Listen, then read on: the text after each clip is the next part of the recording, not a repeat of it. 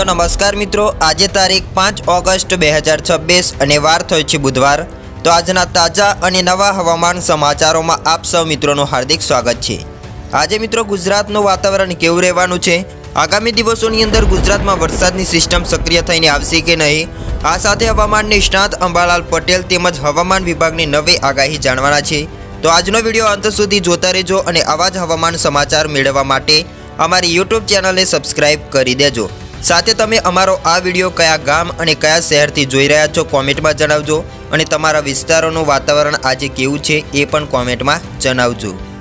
અત્યારે હાલ મિત્રો વરસાદ થંભી ગયો નથી, પરંતુ અમુક વિસ્તારોની અંદર વરસાદના ઝાપટા યથાવત જોવા મળ્યા છે। આવામાં હવામાન વિભાગની નવી આગાહી સામે આવી છે। તો હવામાન નિષ્ણાત અંબાલાલ પટેલે પણ મોટી આગાહી કરી છે। આગામી દિવસોની અંદર વરસાદની શક્યતાઓ જોવા મળી છે, જેમાં ભારતીય હવામાન વિભાગ એટલે કે IMDની નવી આગાહી મુજબ રાજ્યમાં માત્ર છૂટાછવાયા સ્થળોએ હળવાથી મધ્યમ વરસાદ પડશે તેવી સંભાવનાઓ વ્યક્ત કરી છે। છેલ્લા કેટલાક દિવસોથી વરસી રહેલા ધમાકેદાર વરસાદથી લોકોને રાહત મળી છે। મોન્સૂન ટ્રફ અને સક્રિય પશ્ચિમ પવનોના લીધે રાજ્યમાં ભારે વરસાદની શક્યતાઓ નથી, પરંતુ મોટાભાગના વિસ્તારોમાં હળવાથી મધ્યમ વરસાદના ઝાપટા જોવા મળી શકે છે। જ્યારે હવામાન નિષ્ણાત અંબાલાલ પટેલે આજથી હવામાનમાં મિત્રો બદલાવ આવશે તેવી આગાહી વ્યક્ત કરી છે। હવે શું આગાહી વ્યક્ત કરી છે તેના ઉપર પણ એક નજર કરવાના છે। હાલમાં દેશમાં ઉત્તર ભાગોમાંથી મોન્સૂન ટ્રફ પસાર થઈ રહ્યો છે, જેની સાથે નૈઋત્ય અને પશ્ચિમ દિશાના પવનો સાનુકૂળ હોવાથી રાજ્યમાં ચોમાસાની સ્થિતિ યથાવત છે। છેલ્લા 24 કલાકમાં દક્ષિણ ગુજરાતના મોટાભાગના વિસ્તારોમાં છૂટો છવાયો વરસાદ જોવા મળ્યો છે, જ્યારે ઉત્તર ગુજરાત અને સૌરાષ્ટ્રના અમુક વિસ્તારોમાં હળવાથી મધ્યમ વરસાદના ઝાપટા પણ પડ્યા છે। તેની સરખામણીએ કચ્છ પંથકમાં વાતાવરણ મુખ્યત્વે સૂકું જોવા મળ્યું છે। રાજ્યમાં અત્યાર સુધીમાં વરસાદે કેટલીક જગ્યાએ જળબંબાકારની સ્થિતિ સર્જી છે, જ્યારે બીજી તરફ દેવભૂમિ, દ્વારકા અને પોરબંદર જેવા વિસ્તારોમાં હજુ પણ વરસાદની અછત છે।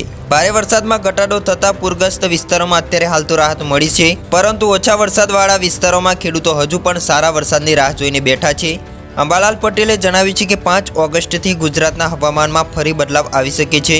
તો બંગાળના ઉપસાગરમાં સર્જનારી નવી સિસ્ટમના પ્રભાવથી 8થી લઈને 15 ઓગસ્ટ દરમિયાન રાજ્યના અનેક વિસ્તારોમાં સારો વરસાદ થવાનો છે અને તેમની આગાહી મુજબ દક્ષિણ ગુજરાતમાં ભારે વરસાદના ઝાપટા પડી શકે છે, જ્યારે ઉત્તર અને મધ્ય ગુજરાતમાં પણ 3થી લઈને 4 ઇંચ સુધીનો વરસાદ નોંધાય તેવી શક્યતાઓ વ્યક્ત કરી છે।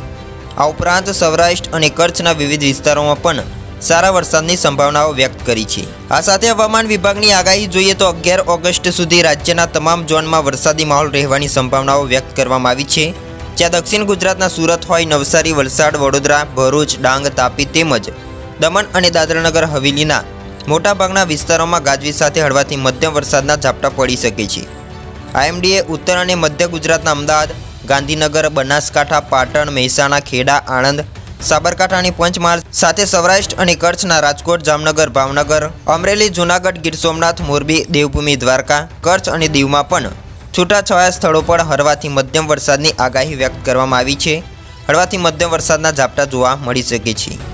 હાલ રાજ્યમાં ક્યાંય પણ ભારે કે અતિભારે વરસાદનું એલર્ટ આપવામાં આવ્યું નથી, પરંતુ મોટાભાગના જિલ્લાઓમાં ઝાપટારૂપી વરસાદી વાતાવરણ જોવા મળી શકે છે। તો બીજી તરફ અંબાલાલ પટેલે 5 ઓગસ્ટ બાદ અને 8થી 15 ઓગસ્ટ દરમિયાન ફરી સારા વરસાદની સંભાવનાઓ વ્યક્ત કરી છે।